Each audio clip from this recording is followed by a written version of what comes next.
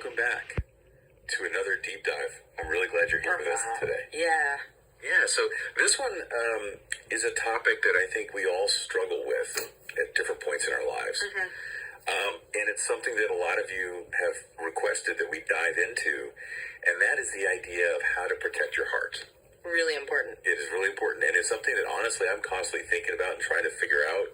And there's so much advice out there, you know? Right. And it can feel kind of overwhelming. It can. Yeah. So, we asked you guys for a source, and you said the Bible. Okay.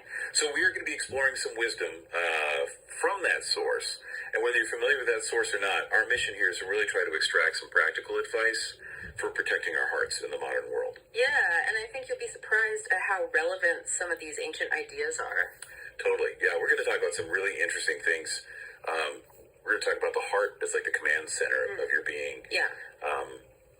Almost like a fortress that we need to defend. I love that image. Yeah, and Go ahead. no, you go ahead. I was just going to say that it's fascinating how ancient cultures, including the writers of the Bible, viewed the heart. Yeah. It wasn't just about emotions like we tend to think about it today. Yeah. Like the heart was really seen as the seat of intellect and will. Oh, wow.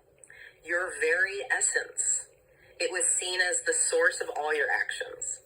So it's like a much broader view of the heart than we have today. It's like the ancient world saw the heart as like the CEO of your whole being, not just the feelings department. Exactly. And you know what's interesting is that modern psychology is actually echoing this. Oh, really? Yeah.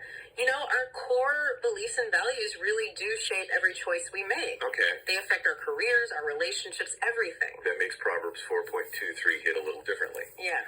Above all else, guard your heart, for everything you do flows from it. Yeah. So we're not just talking about guarding our hearts from like romantic heartbreak or, a bad breakup. We're talking about guarding the very core of who we are. Exactly, because if your heart is a source of negativity or insecurity, those things will impact everything you do. So, for example, self-doubt, that's a big one, right? Huge. How does that play out in someone's life? Well, think about it. If you're constantly doubting yourself, it's kind of a self-fulfilling prophecy. Oh, yeah. You might not take risks. You might sabotage relationships. You might not go after the things that you really want because deep down you don't believe that you deserve them. It's almost like that negative belief becomes this lens that colors everything you see and everything you do. Exactly, yeah. Okay, so then that brings up another really important question, which is, what are we actually guarding our hearts against? Right. Because it's not like we're supposed to lock ourselves away from the world. Absolutely not. Right? Romans 12.2 talks about not conforming to the patterns of this world. Yeah. But that doesn't mean we should become hermits, does it? No, it's about being discerning. It's about consciously choosing what influences you allow into your heart. Oh, okay. Think about it. You're absorbing messages every day. Yeah. From the media, from society, from the people around you. But the catch is our minds aren't always objective. Right. We have these tendencies, these like blind spots that can really trip us up. Totally. Yeah, it's like our brains have these built-in shortcuts that sometimes lead us down the wrong path. Interesting. Yeah. You know, we might automatically assume the worst, even when there's no evidence for it. Yeah. Or we might surround ourselves with people who only reinforce our existing beliefs, even if those beliefs aren't serving us anymore.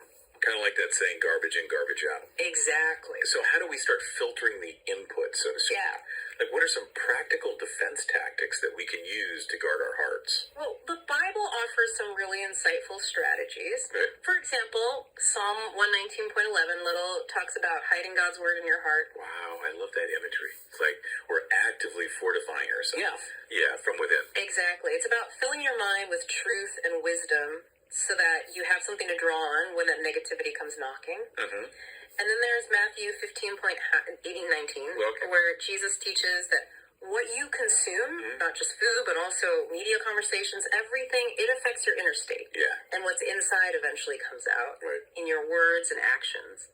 So it's not enough to just guard against the bad stuff. Right. We also need to be proactive about filling our hearts with good stuff. Exactly. Philippians 4.8 says, "Finally, brothers and sisters, whatever is true, whatever is noble, whatever is right, whatever is pure, whatever is lovely, whatever is admirable, if anything is excellent or praiseworthy, think about such things." Okay, so imagine this. You have two social media feeds. Okay. One is filled with negativity, The other is filled with inspiring stories. Okay. Which one is going to nourish your heart more over time? It's a pretty clear choice. Yeah, totally.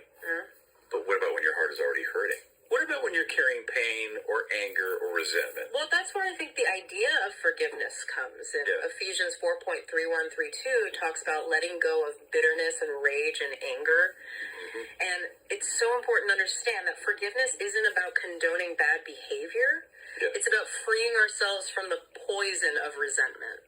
It's like we drink the poison and we're expecting the other person to suffer. Right. But really, we're the ones that end up getting hurt. Exactly. And even when we feel weak or brokenhearted, Psalm 73.26 reminds us that we can find strength in something bigger than ourselves. It says, "My flesh and my heart may fail, but God is the strength of my heart and my portion forever." This part of our deep dive feels really hopeful. Yeah. It's acknowledging the pain, but giving us a path toward healing. Yeah. Yeah. So that path can also include prayer. Absolutely. Philippians 4.67 talks about presenting our request to God and receiving peace that surpasses understanding. Yeah. So prayer is presented as like an active communication. Right. With God. Not just wishful thinking.